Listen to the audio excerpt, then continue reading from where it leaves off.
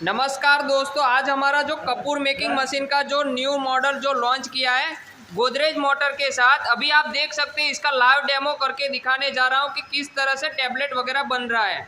अभी दोस्तों आप देख सकते हैं राउंड टैबलेट है। अगर आपको डिफरेंट अगर आपको टैबलेट में बनाना चाहते हो कपूर, तो आपका स्क्वायर में भी बना सकते हो, कैप्सूल में भी बना सकते हो। अभी मैं इसका लाइव डेमो करके दिखाने जा रहा हूँ कि किस तरह से मशीन वर्किंग किया जाता है। अभी आप देख सकते हो यहाँ से जो हमारा जो होपर भर देना है पाउडर का, उसके बाद आपको यहाँ से आपका जो ऑटोमेटिक आपका जो यहाँ से टैबलेट बन के बाहर आएगा। अभी आप देख सकते हैं कितना बढ़िया क्वालिटी में हमारा जो जो कपूर है ये बन रहा है। आप देख सकते हैं कितना बढ़िया सा ये जो फिनिशिंग वगैरह में ये जो टैबलेट बन रहा है, आप देख सकते हैं।